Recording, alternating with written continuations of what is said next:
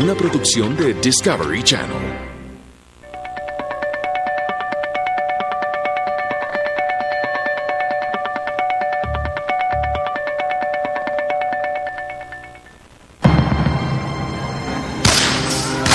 En cuestión de segundos, Junior sacó el arma y empezó a disparar. No le importaba nada. un adolescente siembra el terror en una escuela. Había una intención de matar. Se va a su casa. Lejos de mi mente estaba a pensar que estábamos siendo protagonistas de una segunda Columbine. Papás de las víctimas decían queremos justicia, queremos justicia.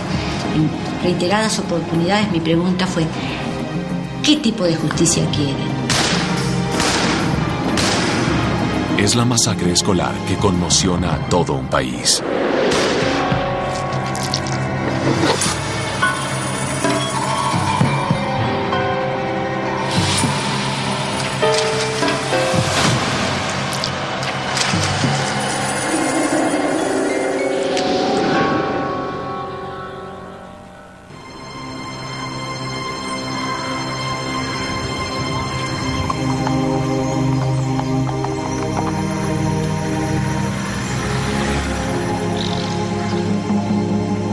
La ciudad Carmen de Patagones es el municipio más austral de la provincia de Buenos Aires y se encuentra a unos 1000 kilómetros de la capital federal de Argentina.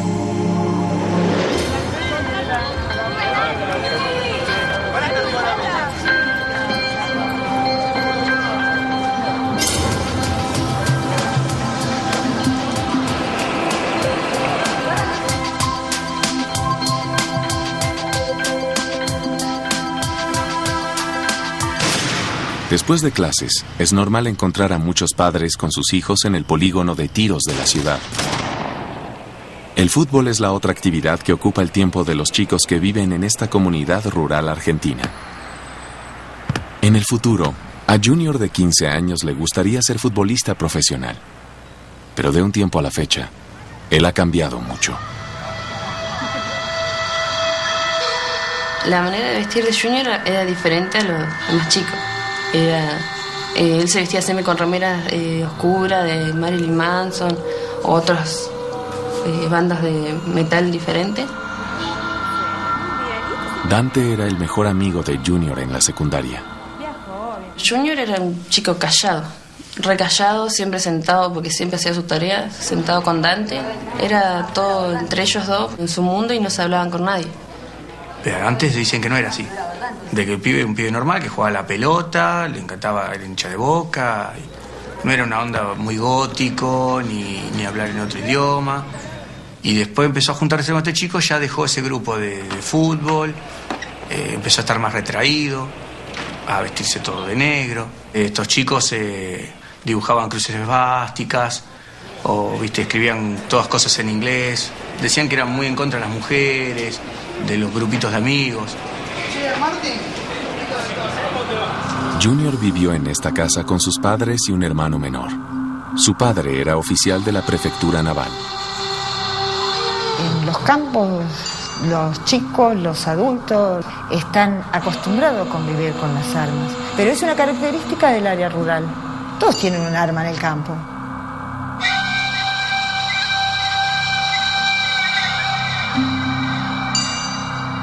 En los últimos tiempos, Junior y su padre discutieron mucho.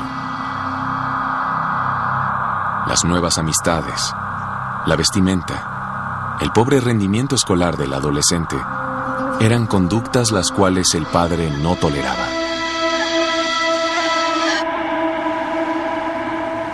Ese 2004 específicamente había sido un año con un alto índice de suicidios.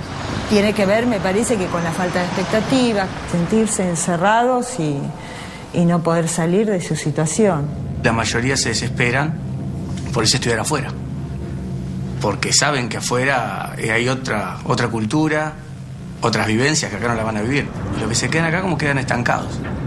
Los índices de suicidio en los adolescentes impactan sobre todo la trama social. El río es atractivo.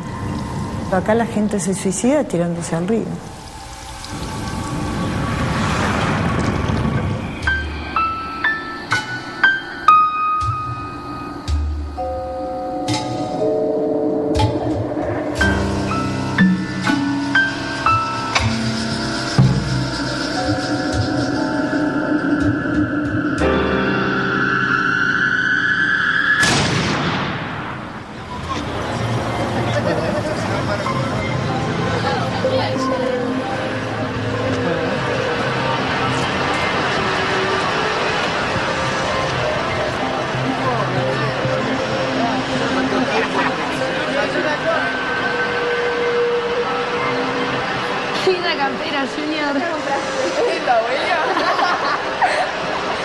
Ese día llegó Junior, iba agachadito derecho con el saco ese verde largo que había entrado, que la primera vez que yo porque nunca había llevado ese saco, y entró y está callado así, viste, todo con la cabeza echada para el aula.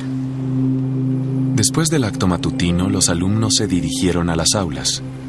El reglamento escolar contemplaba que fueran acompañados por un profesor o por el preceptor del curso. Todos los preceptores tenemos 2 cursos. Entonces vos cuando vas a entrar, te fijas, si viste a algún profesor por ahí llega tarde por X motivo, vos cubrís ese curso. Y vos nunca tenés que dejar el curso solo. Vos entras con los chicos o entra el profesor. En la mañana del 28 de septiembre de 2004, la primera materia de Junior era Derechos Humanos. Pero ni el profesor ni el preceptor habrían estado en el aula para el inicio de esta clase.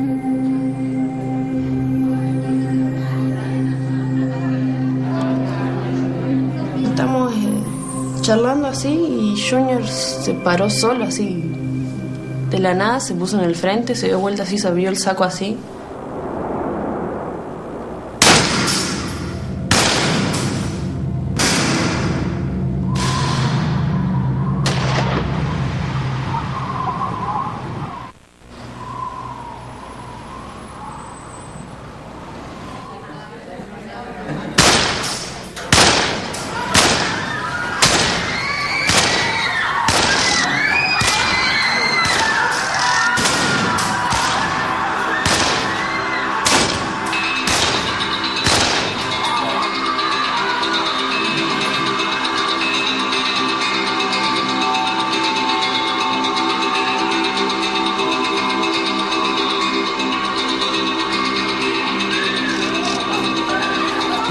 Disparó y lo que se quedó sin bala bajó el arma y no miraba para nada, no miró para el costado, los chicos, nada. Se bajó a la mirada y siguió para afuera. Cuando me asomo, veo a una persona que estaba en el pasillo. Le tira un disparo al kiosquero, que no le pega. Dante se paró en la puerta, nos miró a todos así y salió atrás de él. Pero no corriendo a pararlo, siguió así caminando. Sale una persona y lo toma por detrás. Se le cae el arma y yo con el envión que iba, la tomo y me voy corriendo para la secretaría. ¿Qué hiciste? Cuando lo bajan, queda en cuclillas, se larga a llorar, fuerte. Yo no entendía. Después de lo que hizo, yo lloraba muy fuerte.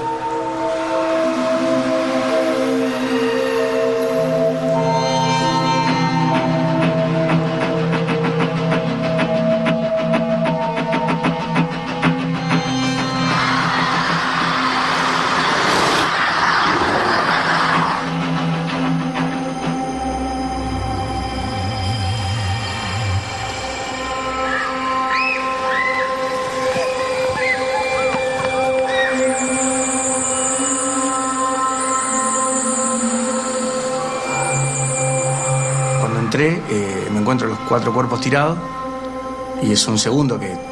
Esto pasó en segundo, pero parece larguísimo, y agujeros por todos lados en las paredes.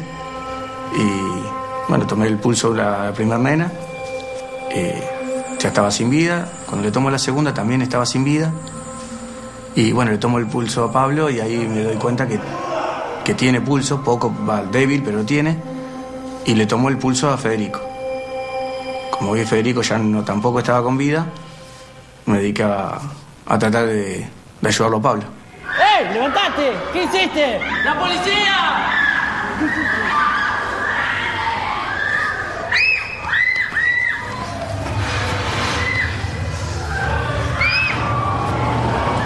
Una patrulla que estaba cercana respondió de inmediato al llamado procedente de la secundaria. Al poco tiempo llega la policía. Yo voy a la otra entrada, le digo al oficial que era él. Lo agarra, lo pone contra la pared. Le abre la prenda, que tenía una campera verde tipo militar, lisa. Cuando se la abre, tenía un cuchillo. Yo llego, 8 menos cuarto de la mañana, y lo que me llama la atención es la cantidad de gente en la calle. gente, ambulancia, bombero. Bueno, no entendía demasiado.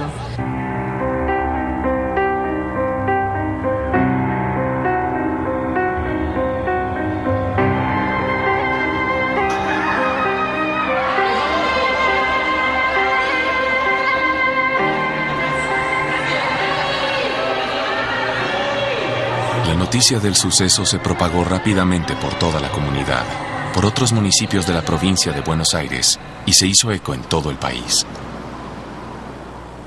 Yo trabajo en la corresponsalía de La Plata del Diario de la Nación, que cubre la provincia de Buenos Aires, y en el informativo de las 8 de la mañana escucho que informan la situación en una escuela de Carmen de Patagones. No habían pasado 3 horas de que esto había pasado.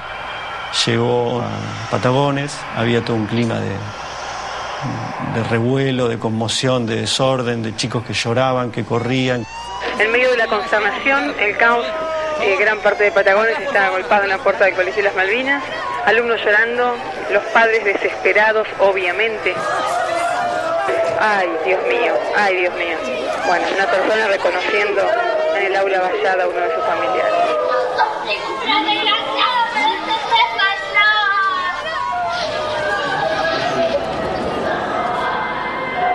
3 alumnos fallecieron en la escena. Otros 5 resultaron heridos. Se conoció también que al menos 2 de los heridos estaban en estado crítico. Todos los heridos fueron trasladados al hospital de la ciudad. Yo trabajaba en el hospital en ese momento y en eso entra un médico y me dice, vio lo que pasó, dice, sí, la verdad que entró un loco a la escuela Malvina y empezó los tiros. Yo escuchaba por radio cuando iba para el hospital que la radio decía: Pablo Saldías, el más grave de los heridos, todavía está en terapia intensiva con pronóstico reservado. Y yo decía, mi Pablo es ese. Me llamó un amigo por teléfono y me dice, salieron las ambulancias porque hay un problema en la escuela Malvinas. Aparentemente ha pasado algo, alguien disparó. Yo entro al colegio, sale el kiosquero y me dice, Fede está acá y está muerto.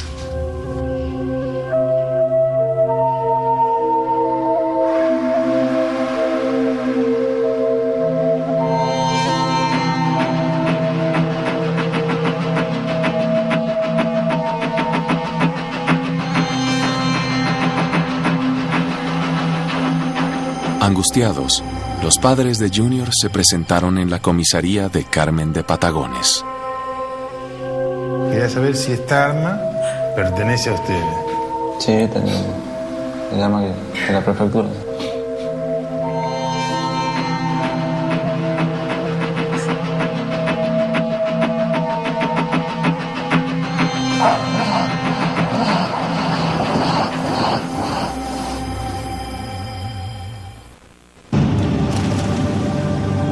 Junior, un estudiante de 15 años, se ha convertido en el autor de la primera masacre escolar de América Latina. El adolescente asesinó a 3 compañeros e hirió a otros 5 en la secundaria Islas Malvinas, de la ciudad Carmen de Patagones, en Argentina. ¿Pudo hablar usted con los padres para saber qué pudo haber sucedido? Hablé con el papá, muy poquitito porque estaba muy choqueado como está el chiquito y él lo único que dice que es una fatalidad y bueno, esperemos ver qué resuelve la justicia. En Bahía Blanca, la jueza de menores, Alicia Ramallo, tomó conocimiento del caso la misma mañana de los hechos. De inmediato emprendimos el camino a Patagones, que está a 300 kilómetros de Bahía Blanca. Dentro de las medidas que tomé yo telefónicamente fue el traslado del joven a Bahía Blanca, es decir, lo quería sacar de la localidad donde había sucedido los hechos, un poco también como protección.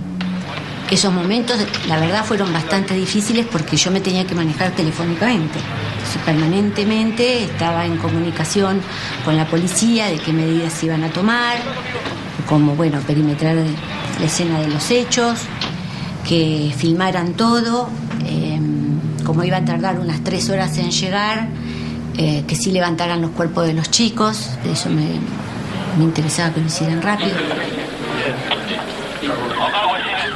Cuando llegamos al lugar había un montón de bancos desparramados fuera del lugar, algunos tirados sobre el piso y la existencia de los cuerpos.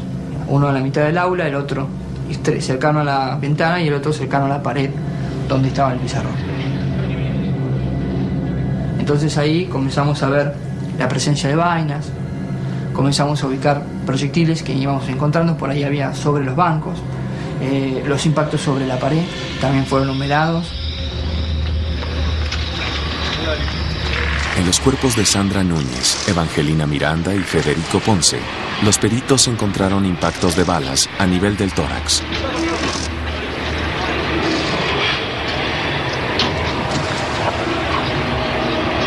La mayor cantidad de disparos o concentración de disparos se hallaba sobre el sector del torso. Generalmente los disparos que son dentro del torso ingresan en órganos vitales, generalmente. Entonces, digamos que son lesiones graves. En este caso, había una intención de matar.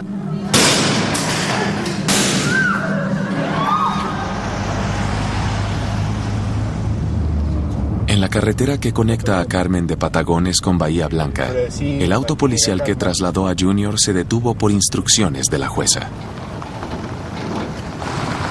Para nosotros, para los jueces de menores, el contacto con el joven del cual uno tiene que tomar decisiones es fundamental. Por ahí, en una justicia de adultos, las cosas se manejan diferentes. En menores, el joven, el niño, es fundamental para tomar decisiones para el juez. Entonces, bueno, para mí fue importante tomar esa primera impresión. Junior, te va a hablar la doctora. Si estaba arrepentido, obviamente no le pregunté. Lo que puedo recordar que sí le pregunté si recordaba lo que había sucedido y si él tenía conciencia de la cantidad de chicos que estaban heridos o si habían fallecido. De eso él no sabía. Contestó que no sabía. No tenía idea de la magnitud de lo sucedido.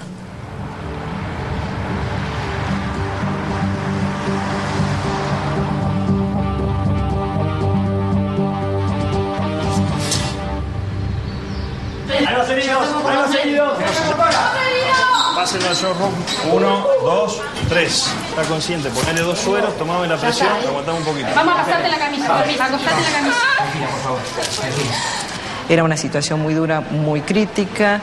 Estaban todos los alumnos de la escuela fuera del hospital preguntando por sus compañeros. Estaba todo el pueblo. Llegaron adolescentes, varones y mujeres, con distintas heridas de arma de fuego a nivel de tórax, abdomen y miembros superiores. Oxígeno y 2 vías, por favor.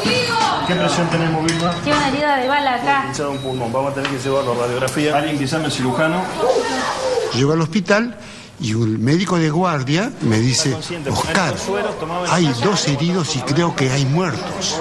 En ese momento, sinceramente, quedé anonadado, pero lejos de mi mente estaba a pensar que estábamos siendo protagonistas de una segunda Columbine.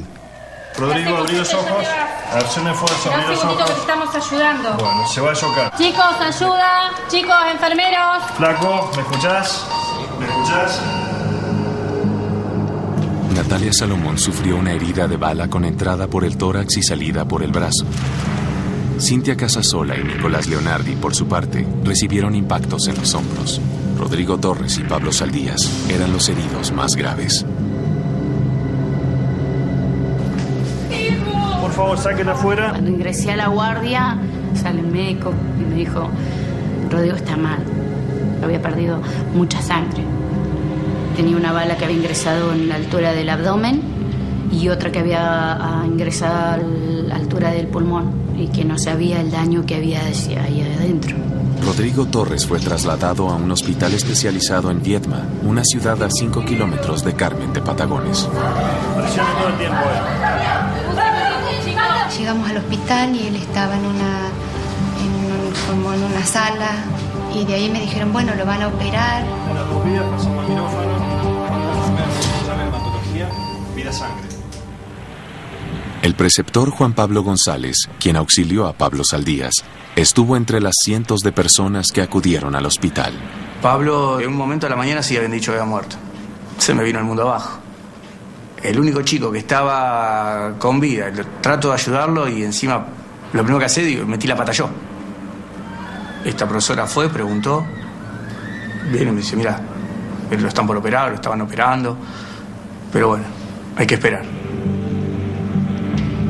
Al rato sale un médico y me dice, bueno, ya le sacamos el riñón, el vaso y le sacamos un lóbulo pulmonar, lo vamos a trasladar a Viedma a terapia intensiva.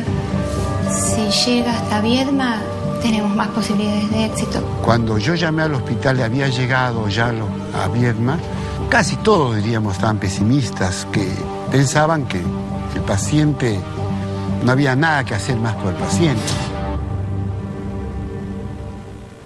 En Carmen de Patagones, una comunidad rural a 1000 kilómetros de Buenos Aires, un adolescente disparó sobre sus compañeros de curso.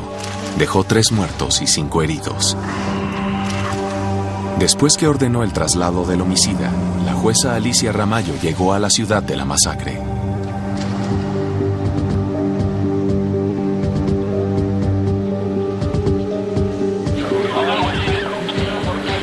Sabía que tenía que resolver esta situación, sabía que tenía que tener inmediato contacto con los papás de las víctimas fallecidas, también de las víctimas de los chicos heridos. Quería saber cuál era el estado de cada uno de ellos, que bueno, algunos se sabía que estaban muy graves, otros no tanto. A poco tiempo de arribar, la jueza recibió noticias que 3 de los heridos fueron dados de alta: Natalia Salomón, Nicolás Leonardi y Cintia Casasola. Sin embargo, Rodrigo Torres y Pablo Saldías tuvieron que ser remitidos al hospital de Viedma, a 5 kilómetros de Carmen de Patagones. Ambos sufrieron heridas de extrema gravedad. La primera pesquisa que realizó la jueza fue adentrarse en el entorno familiar de Junior. Hubo anuencia de los padres y colaboración de los papás cuando ingresamos a la casa. Yo ingreso a la habitación y a partir de ahí empiezo yo a hacer una construcción de lo que le pudo pasar a él. Es decir, vestirse de negro. ¿Cuántos chicos se visten de negro? Que de alguna manera escuchen a Marilyn Manson. ¿Cuántos chicos escuchan a Marilyn Manson? Que tuviera un libro de Hitler. Tampoco me llama demasiado la atención en un chico próximo a cumplir 16 años. Tampoco queremos que él sienta el acoso y queremos que esté tranquilo, necesite estar tranquilo para poder trabajar en este tema. Al día siguiente del hecho, la jueza da una conferencia de prensa en donde habla de un chico que no está en su sano juicio. Junior no estaba integrado, que él se sentía mal con sus compañeros. Él habla de que lo cargaban por un grano que tenía en la nariz y que eso le molestaba mucho, que estaba muy enojado, particularmente ese día. Él se sentía discriminado por sus compañeros, como una cuestión muy fuerte en su persona. Yo sé que a Junior le gritaban cosas, no sé qué cosas le gritaban, que yo sé que mis compañeros algunos se reían y todo eso, pero y que Junior no reaccionaba, se quedaba callado, agachadito así en su asiento con Dante, pero no le decías nada.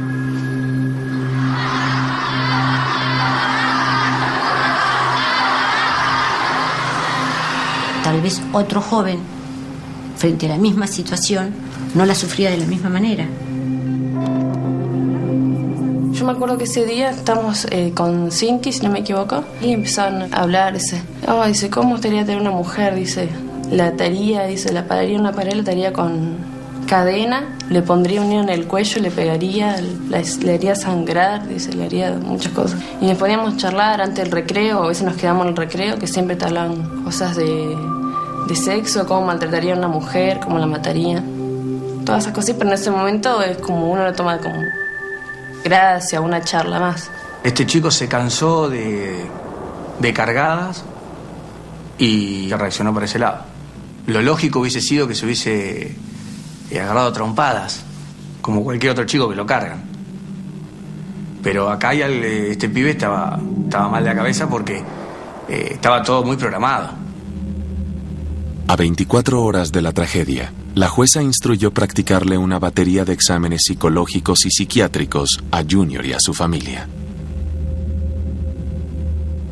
Yo le tomo una audiencia que él está no con sus padres, sino con la asesora de menores, que cumple la función como si fuera un abogado defensor. Tanto en la causa judicial como en las distintas entrevistas que hay a los padres y al chico con psicólogos y profesionales que los asistieron, hablan de de encierros cuando no cumplía con determinados pedidos del padre, como, no sé, probar una materia o que le vaya bien en un examen. Junior menciona específicamente golpes recibidos con un machete. Cuando conocí a Junior, tiempo atrás no era tan callado y de a poco fue cambiando.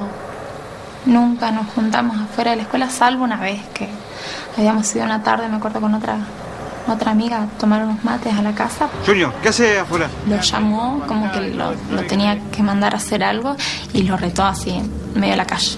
Que era un papá severo y estricto, era un papá severo y estricto. Lo que le interesaba era que el joven estudiara, veía que a través del estudio y de la educación era la única posibilidad de salir, de ser alguien, porque él venía de una familia muy humilde y le recalcaba mucho al joven esto. Sé que había habido unas evaluaciones donde había tomado contacto el papá con las notas y bueno, y ahí es donde se enojó. Pudo haber sido ese el detonante. La entrega última del boletín, las bajas notas que presentó y donde el papá le exigió que las tenía que levantar. En la primera evaluación psiquiátrica que se le practicó a los padres de Junior, surgió el nombre de un segundo sospechoso. Los padres estaban preocupados por la amistad que tenía. Creo que no lo veía bien. Buscaron permanentemente que se separara de este joven. Por su apariencia, por las lecturas, y a partir de esta amistad bajó en su rendimiento escolar. A raíz de estas revelaciones, la jueza abrió una investigación paralela, cuyo blanco era el mejor amigo de Junior.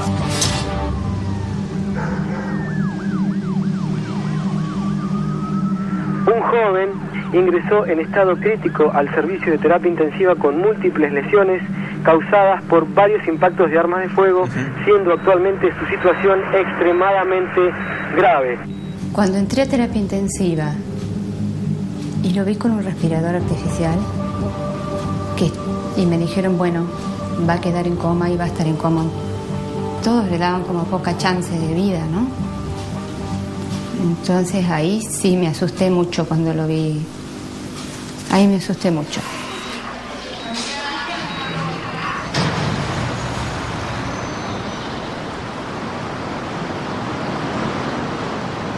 Impresionante manera de gente que había. No sentía las piernas, nada. Después me vino a buscar Cinti, me acuerdo Cinti y no sé quién más, que me dice, vamos a ver los chicos. Me acerqué ahí, que vi los cuerpos. Vi a los chicos y yo me paré cerca de Federico. Lo miraba y no podía creer que esté ahí, a Evangelina también, y a Sandra. Fue todo tan raro verlos.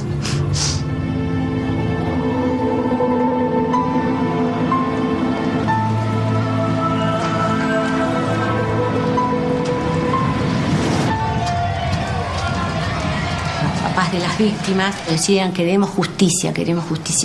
Y en reiteradas oportunidades mi pregunta fue ¿qué tipo de justicia quieren? Porque si buscan que el joven tenga una condena penal, no la va a tener. Argentina tiene a nivel nacional la ley 22.278 que establece que los menores de 16 años, cualquiera sea la gravedad del delito, son no punibles. A 48 horas de la primer masacre escolar de América Latina, la jueza del caso manifestó que Junior, de 15 años, no podía ser condenado por los homicidios que cometió. Por ser menor de edad, él era inimputable para la ley argentina. Mientras dos de los sobrevivientes continuaban en estado crítico, se dieron a conocer antecedentes que quizás pudieron evitar la tragedia. A principios del 2004, el Gabinete Psicopedagógico de la Secundaria examinó a Junior. Es el papá el que se constituye en el colegio. Y el propio papá dice, díganme, porque en caso de ser necesario, va a tener terapia. Y de hecho hay una devolución del colegio donde dice que él no necesita terapia. Durante la evaluación, el gabinete emitió una advertencia sobre la influencia que Dante parecía ejercer sobre Junior. Ha sido muy fuerte la presencia en la vida del autor del hecho. Lo dicen los papás también. Hay un antes y un después. Este joven tenía una mirada muy especial hacia su amigo. De alguna manera como que lo quería hasta emular, ¿no? En primer momento decían que fue el ideólogo, que Junior solo no podría haber hecho esto, que esto estaba planeado y que el ideólogo fue él. Nosotros el día anterior, que bueno, salimos justo con Sandra al colegio, en el camión encontramos a Dante y Dante le dice a Sandra, mañana no vaya a la escuela, le dijo. Como se lo dijo serio. Y nosotros lo miramos así, nos reíamos, no le dimos importancia. Desde que fue señalado como el posible autor intelectual de la masacre, la jueza entrevistó a Dante en varias oportunidades. Es un chico que su capacidad intelectual es superior a la normal porque acá se le hicieron los test. Puede manejar muy bien la situación. Pero vuelvo a decir, para poder llegar a hacer una imputación penal, en este caso, como posible autor intelectual, tiene que haber una cierta base con elementos, por lo menos evidencias, y dice la ley, ciertas, para poder formar una actuación y empezar a investigar ese tema. Tengan cuidado de no pisar porque hay varias cantidades de vainas. Conforme fueron pasando los días, la policía científica dio a conocer nuevas evidencias que encontraron entre las pertenencias y útiles escolares de Junior.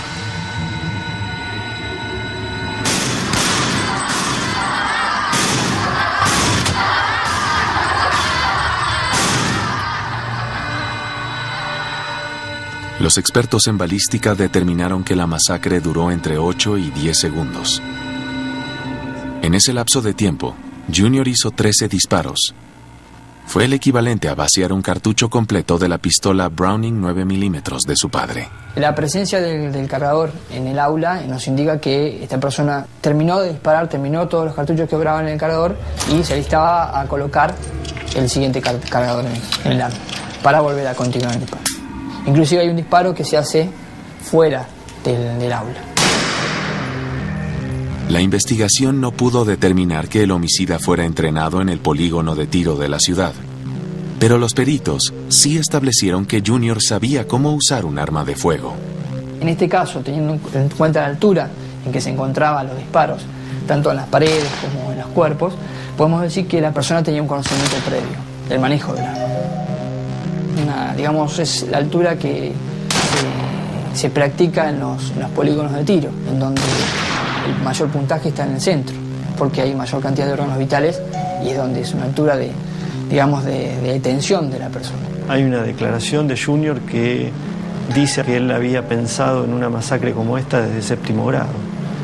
¿Hasta qué punto la fantasía de un adolescente puede ser tenida en cuenta como una idea de premeditación de un hecho? Evidentemente hay una construcción que lo fue llevando hasta ese momento, hasta ese aula y hasta sacarle el arma a su padre, hasta esconderla, hasta vestirse de determinada manera y terminar disparando. Puede ser que sí haya tirado a meterle, los impactos fueron seguidos, él apoyó el dedo y tiró. Yo digo que las pericias no pudieron determinar que haya tirado a persona determinada. No se pudo determinar que haya buscado su blanco.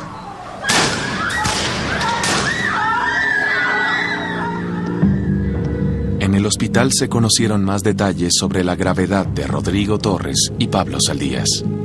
El impacto le produjo daños en su estómago.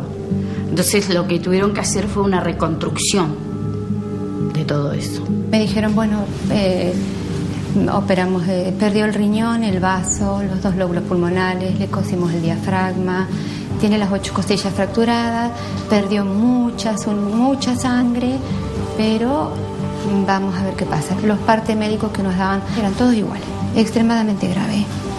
No hay que hacer otra cosa que no sea esperar, porque todo lo que está para hacer lo estamos haciendo. El autor de la primera masacre escolar de América Latina permaneció bajo arresto en Bahía Blanca, Argentina.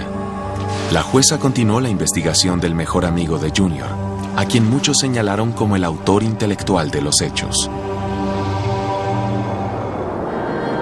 Acompañados por sus padres y por psicólogos, los estudiantes regresaron a la secundaria para tratar de volver a la normalidad.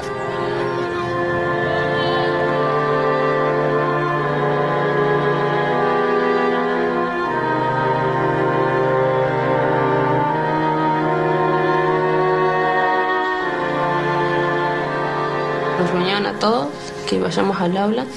Hicimos una ronda en el pasillo ese día, que todo de la mano para darnos fuerza y entrar al aula. Estaban todos mis compañeros que lloraban y estaban escribiendo, se pusieron a escribir la pared, todo. Dante seguía yendo al colegio, los padres lo acompañaban, todo. Yo me sentía incómoda. Me acuerdo que Cinti le tocó darle la mano y ella lo soltó porque le dio miedo. Cuando me agarró yo empecé a temblar, todo así que ya no podía estar parada. Muchos no querían tenerlo ahí, muchos padres, por miedo a que fuera a hacer lo mismo, terminar lo que empezó Junior. Decían que era como tener una bomba de tiempo ahí adentro del aula. Tratárselo de imponer al resto de los chicos, donde están todos reunidos, y que aparezca él como que si nada hubiera pasado. Terrible. Fue otra víctima más, ¿no? Porque fue un chico en la cual la sociedad lo juzga como coautor del hecho. La sociedad no pudo contener esa situación, no pudo ver. Necesitaba ver culpable, saber que era el culpable.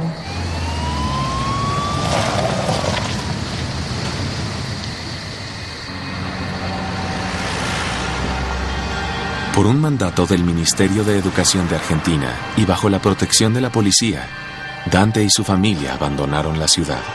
Y corrió riesgo real él. Para mí como juez hubiera sido muy importante llegar a determinar si más allá de un autor material había un autor intelectual en esta cuestión. Fundamental, pero no se pudo probar.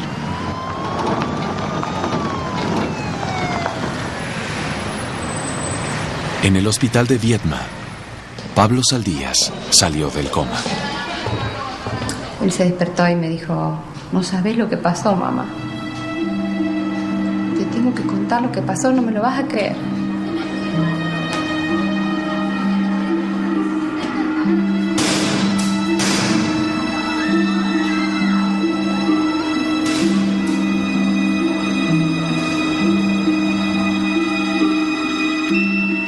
Me acuerdo que caí arriba de Federico, sobre las piernas de Federico. Y después listo, ya me desmayé. No me acuerdo más nada. Rodrigo Torres también logró recuperarse de su gravedad. Y ahí fue donde me paro. Y ahí fue donde me dije: ¿qué pasa? ¿Qué pasó? Porque intento agacharme y el estómago no me deja. Me empezó a dar retorcijones muy fuertes. Camino hacia el pasillo y cuando miro para la derecha estaba 2 preceptores parados y Junior, que estaba arrodillado, se agarraba la cara y Dante, su amigo, lo abrazaba. Le pedí ayuda a los preceptores y estaban paralizados, no reaccionaban. Y ahí fue donde me levanto la remera y cuando me toco veo sangre. Y ahí que me di cuenta que me habían pegado un tiro.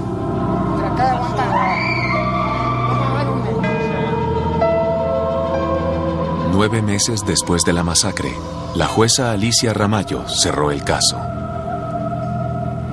Los peritos recomiendan la internación en una clínica porque, en definitiva, frente a la gravedad del hecho, es un hecho sumamente grave, ameritaba una internación psiquiátrica.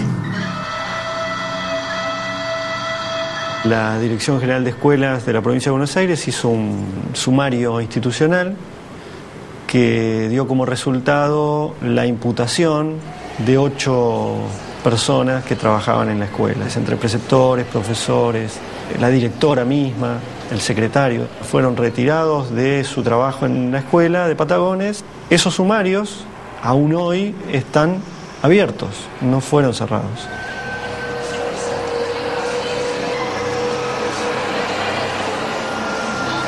Por otro lado, se abrió también un sumario interno en la Prefectura Naval. Esto significó, primero, la separación del padre de su cargo.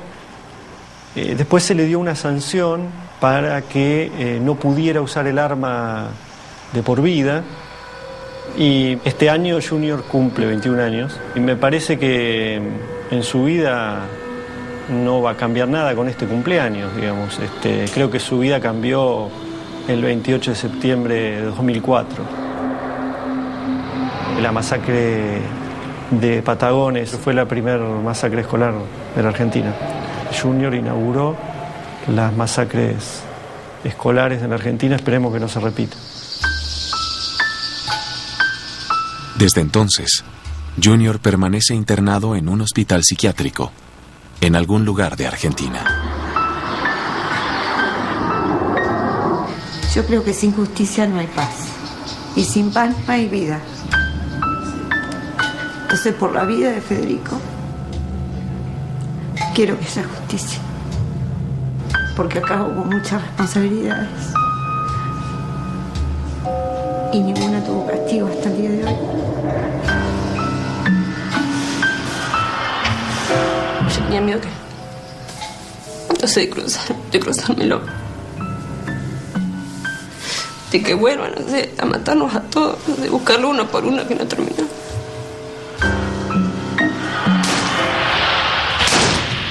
El chico podrá ser que estaba loco. Sí, sin duda estaba loco. Pero a mí eso no me conforma. Porque si el chico estaba loco había que tratarlo antes de que se convierta en un asesino. Porque ahora es un loco asesino. Antes era solamente un loco.